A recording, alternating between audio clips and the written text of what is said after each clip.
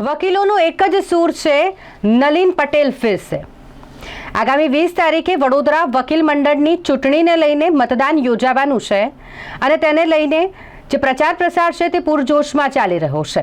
વડોદરા વકીલ મંડળની ચૂંટણી ખૂબ જ રસપ્રદ બની શકે છે, કારણ કે તમામ ઉમેદવારો કે જેઓએ વકીલ મંડળની આ ચૂંટણીમાં ભાગ લીધો છે, નામ નોંધાવ્યું છે, તે તમામ એકબીજાને પછાડવા માટે અલગ અલગ પેંતરા અપનાવી રહ્યા છે। પરંતુ વાત કરીએ વડોદરા વકીલ મંડળના પ્રમુખ પદ માટે, તો જેમાં ફરી એકવાર દાવેદારી નોંધાવી છે પ્રખર ધારાશાસ્ત્રી નલિન પટેલે।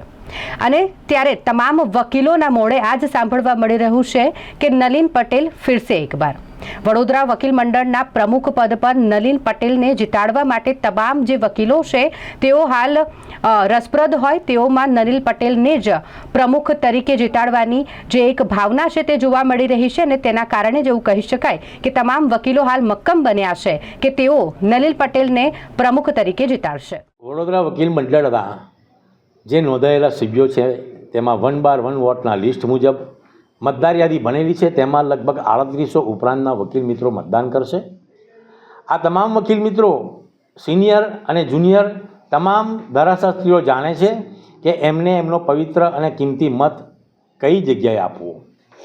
વર્ષોથી જે કામ કરી રહ્યા છે એવા નલિન પટેલને વિજયી બનાવવાનો જે આત્મવિશ્વાસ કેળવીને જે કોર્ટમાં વકીલ મિત્રો આવી રહ્યા છે એમનો ઉત્સાહ જોઈને મને લાગે છે અને મને ખાતરી છે, મને વિશ્વાસ છે કે તમામ વકીલ મિત્રો મને એમનો કિંમતી મત આપીને આ વખતે 20 ડિસેમ્બર 2024ના રોજ યોજાનારી બરોડા બાર એસોસિએશનની ચૂંટણીમાં મને ધરખમ મતો આપી અને ધરખમ મારી વિજય બનાવશે, તે નિશ્ચિત છે। હું તમામ વકીલ મિત્રોને, જુનિયર અને સિનિયર ધારાશાસ્ત્રીઓને અપીલ કરું છું કે આપના ફ્યુચર માટેની ચિંતા કરનાર કોણ, આપને સુવિધા મળી રહે એવું કામ કરનાર કોણ, અત્યાર સુધીને જે કામો કર્યા છે, પોલીસ ચોકીના હોય કે ગમે તે હોય, જુનિયર વકીલની પડખે આવીને ઊભો રહેનાર કોણ, તો તેનો જવાબ મળશે કે નલિન પટેલ। નલિન પટેલે આજે કોઈ પણ પ્રકારનો ભેદભાવ રાખ્યા વિના જે કામો કર્યા છે તે ધ્યાનમાં રાખીને તમામ વકીલ મિત્રો મને મત આપશે અને તમામ વકીલ મિત્રો બીજાના મત પણ મને અપાવે એવી નમ્ર મારી વિનંતી અને અપીલ છે। જેમ આપ જુઓ છો, અત્યારે ઇલેક્શનનો માહોલ એકદમ બરાબર જામ્યો છે। વકીલ મિત્રો એકબીજાને ઇનફોર્મલ એન્વાયરમેન્ટમાં મળી રહ્યા છે। અત્યારે જમવાનો એનો પ્રોગ્રામ પણ ચાલુ છે। ચૂંટણીની વાત કરું તો અલગ અલગ પોસ્ટ માટે ઘણી ઉમેદવારી છે, પણ પ્રમુખ પદે અત્યારે જે મુખ્ય જંગ છે, આમ 3 ઉમેદવારો છે પણ 2 ઉમેદવારો વચ્ચે મુખ્ય જંગ છે, નલિનભાઈ પટેલ સાહેબ અને વિકી જોશી સાહેબ। બંને ઉમેદવારો પ્રેક્ટિસિંગ એડવોકેટ્સ છે, which is a good sign.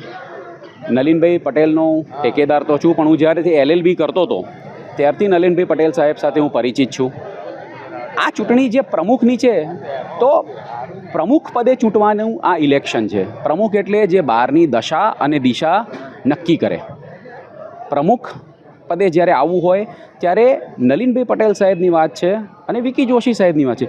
Vicky Joshi સાહેબ પહેલાં 3 વાર ઉપપ્રમુખ રહી ચૂક્યા છે, પણ એમણે જે એક પત્ર બધા વકીલોને જે એમણે જાહેર કર્યો છે અને મોકલ્યો છે, એમાં કોઈ ઠેકાણે એમણે 3 વાર ઉપપ્રમુખ થયા તો શું કામગીરી બહાર માટે કરી, કયું નોંધનીય એમણે કાર્ય કર્યું, એક કાર્ય એમણે ગણાવેલું નથી।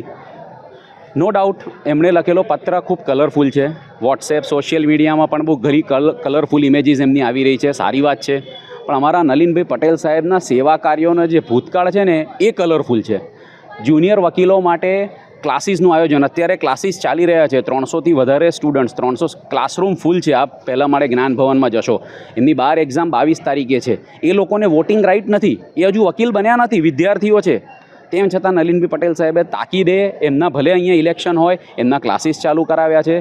ઇલેક્શન પત્યા પછી 22 તારીખે એ લોકોને 7, 8, 9 જેટલી બસો થાય બસોમાં લઈ જઈને એમને અમદાવાદ, ગાંધીનગર એમના સેન્ટર પર પહોંચાડવાના, ત્યાં એ એક્ઝામ આપે એટલે એમને પાછા લાવવાના, પાછા લાવતા એમને હોટલમાં જમાડવાનો, આ બધું ખર્ચો નલિનભાઈ પટેલ સાહેબ નિઃશુલ્ક કર્યો છે અને દર વર્ષે કરતા આવ્યા છે। જેને વોટિંગ રાઇટ નથી એવા વ્યક્તિઓની જ્યારે માણસ ચિંતા કરતો હોય, તે વ્યક્તિ પ્રમુખ પદે આવ્યા પછી વકીલોનું હિત જોવાનું જ છે। બીજું કહું, જ્યુડિશિયરીની એક્ઝામ હોય, 3 નવા કાયદા ગયા વર્ષે 1/7/24ના રોજ આવ્યા, એ કાયદાના દળદાર પુસ્તકો કેટલાય સેંકડો વકીલોને નલિનભાઈ પટેલ સાહેબે નિઃશુલ્ક ભેટ આપે। એ વખતે કોઈ ઇલેક્શન નહોતું, આજથી 6 મહિના પહેલાં તેમ છતાંય મારા વકીલો નવું શીખે, એમને નવો કાયદો સમજમાં આવે તો પોલીસને પણ એ સમજાવી શકે, દરેક જગ્યાએ સમજાવી શકે, પોતાનો ઉપયોગ કરી શકે. સ્કિલ ડેવલપમેન્ટ પ્રોગ્રામ હોય. નવરાત્રિ હમણાં ગઈ છે, નવરાત્રિમાં ગરબાનો પ્રોગ્રામ રાખ્યો. દિવાળી ગઈ, દિવાળીમાં સ્નેહ મિલન રાખ્યું માન્ય જજ સાહેબો સાથે. બાર અને બેન્ચનું તાદાત્મ્ય જે કોઓર્ડિનેશન તે વધે એટલા માટે. આટલા બધા કેટલા કાર્યો હું ગણાવું. આ મેઘધનુષ છે, આ ખરો કલર છે જે વકીલોને મદદરૂપ થતા આવ્યા છે. જ્યારે પ્રમુખની ચૂંટણી છે ત્યારે દરેક મતદારે વિચારવાનું એ છે કે હું કોઈ મિત્રને ચૂંટવા માટેનું આ ઇલેક્શન નથી. આ ઇલેક્શન છે બહારની દશા અને દિશા નક્કી કરવા માટેનું. નરેન્દ્ર મોદી સાહેબ આપણા વડાપ્રધાન જે છે, જ્યારે વડાપ્રધાન પદ માટે ચૂંટણી લડ્યા ત્યારે એમણે શરૂઆત તેનાથી કરેલી કે મેં ચીફ મિનિસ્ટર તરીકે કયા કામો કર્યા છે, ગુજરાતમાં મેં પ્રગતિ કેવી રીતે કરાઈ છે, શું મેં કર્યું છે. તો જ્યારે આપ મુખ્ય હોદ્દા માટે લડતા હોય ત્યારે આપની પાસે એ તો હોવું જ જોઈએ કે મેં શું કર્યું. આપ અગર એક કામ પણ જો ગણાવી ના શકો કે મેં નોંધનીય કામગીરી બાર માટે શું કરી છે, હા મારું એવું કરવાની ઈચ્છા છે, મારે એવું કરવું છે, એની સામે નલિનભાઈ પટેલ સાહેબ કહે છે કે મેં આટલું કરી નાખ્યું છે, હું આટલું કરું છું અને હું આગળ પણ આ કરતો રહીશ. તો સ્વાભાવિક રીતે એવી વ્યક્તિ જ્યારે બહારના પ્રમુખ પદે આવે તો એ બધાના લાભમાં હોય. બીજી એક વસ્તુ મારે ખાસ કહેવી છે કે નલિનભાઈ પટેલ સાહેબ એ આપકર્મી વ્યક્તિ છે. એ કોઈ વકીલના ફેમિલીમાંથી આવેલા નથી. He is a first generation lawyer. He had to burn midnight oil, he had to toil for many years to prove himself. બેશક એ નામ કમાયા, દામ કમાયા છે, પણ એ પૈસો એમણે પોતાને એકલા પાસે રાખ્યો નથી. એ વકીલોની ફ્રેટર્નિટીમાં જુનિયરોમાં પાસ ઓન કર્યો કે મારો જુનિયર વકીલ બી 2 પૈસા કમાય. એટલે આજે સિનિયર વકીલ સાહેબોને જોઈએ છે તો એમની આંખોમાં નલિનભાઈ પટેલ માટેનો અમને સ્નેહ પ્રેમભાવ દેખાય છે. એમના સમવયસ્ક જે વકીલો છે એમનામાં આત્મીયતા અમને દેખાય છે, અને જુનિયર વકીલોને પટેલ સાહેબ માટે રિસ્પેક્ટ છે, એમાં કોઈ નવાઈ ના હોય. એટલા માટે એ બળ પર, એ વકીલ મિત્રોનો જે પ્રેમ છે એના તાકાત ઉપર ને ખાતરી છે કે ભારે જંગી બહુમતીથી નલિનભાઈ પટેલ સાહેબનો તે વિજય થવા જઈ રહ્યો. બિલકુલ પ્રચારની ચરમસીમાએ પહોંચ્યું છે.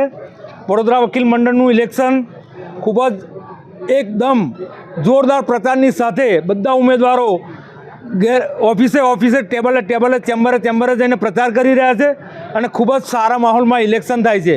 સમગ્ર ગુજરાતમાં 20 તારીખે તમામ બાર એસોસિએશનનું ઇલેક્શન છે. ત્યારે એવી જ રીતે વડોદરા વકીલ મંડળનું પણ ઇલેક્શન 3800થી 4000 મતદારો અને મતદારો જાગૃત બિલકુલ વકીલો. ખૂબ જ લોકશાહી ભર્યું ઇલેક્શન. કોઈ ઉમેદવાર એકબીજાને ક્યાંય ટાટિયા ખેંચ નહીં, બિલકુલ એકબીજાની સાથે પ્રેમ ભાવને સાથ સહકારથી મળીને ઇલેક્શન લડી રહ્યા છે. એવા સંજોગોમાં વડોદરા વકીલ મંડળનું ઇલેક્શન પણ લડાય છે અને અમારા વકીલ મંડળનું એન્યુઅલ ફંક્શન હોય એ રીતે સૌ બધા એન્જોય કરે છે. ખૂબ જ સારી હાલતમાં, ખૂબ જ સારા વિચારોની સાથે, ખૂબ જ સારી લોકશાહીનું દર્શન કરાવતું આ ઇલેક્શન ખૂબ જ રસપ્રદ તબક્કે પહોંચ્યું છે. છેલ્લા 48 કલાક બાકી છે. 72માં કલાકમાં ઇલેક્શન થશે. તે પહેલાં વકીલો સમગ્ર કોર્ટ કેમ્પસમાં વકીલો ખૂબ જ સારી રીતે પ્રચાર કરી રહ્યા છે અને આ પ્રચાર બિલકુલ વકીલો જે જુનિયરોને હિત માટે લડે છે, જે સિનિયરોને માન સન્માન એવા ઉમેદવારોનું બિલકુલ ભાવિ નક્કી કરશે. અને એવા ઉમેદવાર કોણ છે એ વકીલ મિત્રો સૌ સારી રીતે જાણે છે.